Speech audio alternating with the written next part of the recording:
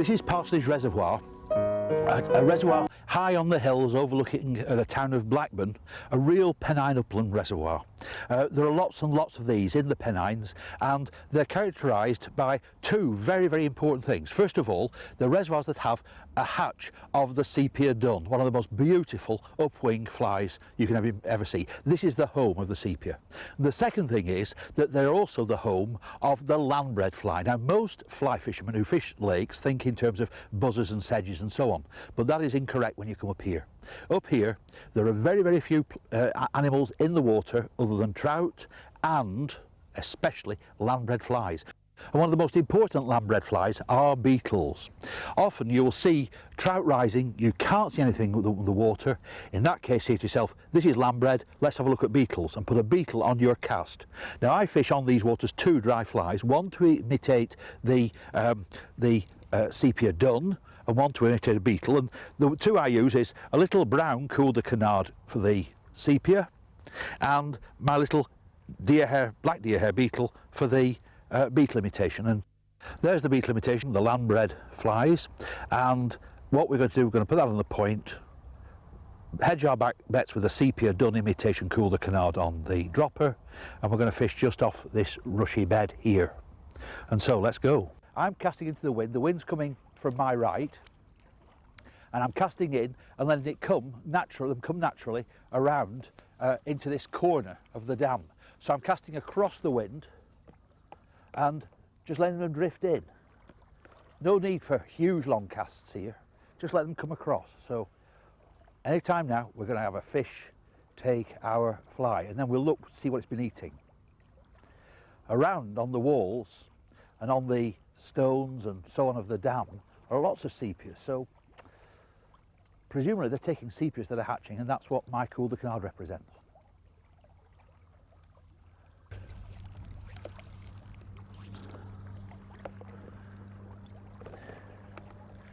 See, just like the current puts slack into the line, just bring it back.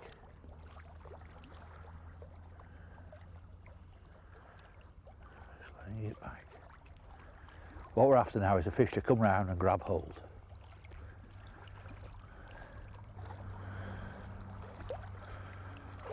Bring them right into the side. The trout will come quite close in when they're feeding on both landbreds and waterborne flies that are being drifted in. No need to cast just yet, give it another yard. You see how close these flies have come to me.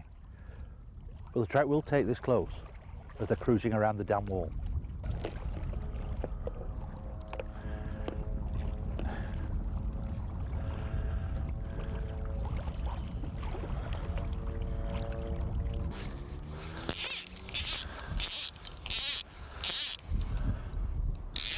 Hold on.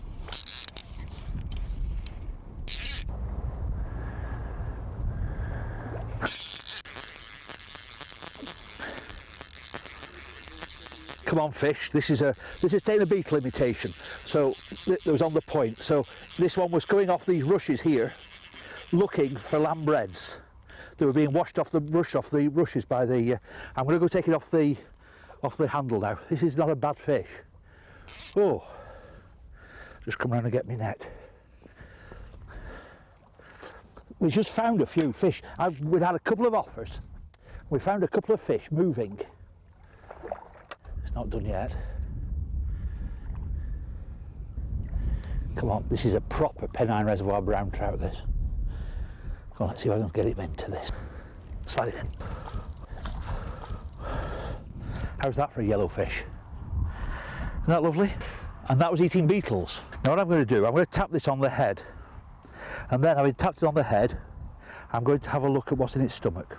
So there's the deer hair beetle. You can see this trout has chewed it quite a lot, and that's the beetle it took. And what we're going to do is going to have a look inside its stomach. So what we'll do is we'll take the spoon and a little jar lid, and we'll prod around and see what it's been eating. Right, get the spoon and into its stomach and bring it out. Now there we go. Now what have we got? A right mix.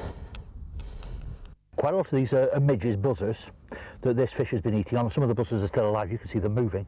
But notice, there you see is a little lambred beetle, there, little gloss one. Here's another beetle.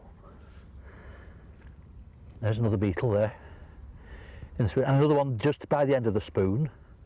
There's a caddis there, a case caddis. So it's a real mix. And these fish are feeding opportunistically. So what they've been taking are some of the hatching midges, but quite a lot of beetles. And it is not unusual in a Pennine reservoir trout to find a stomach full of beetles throughout the fishing season.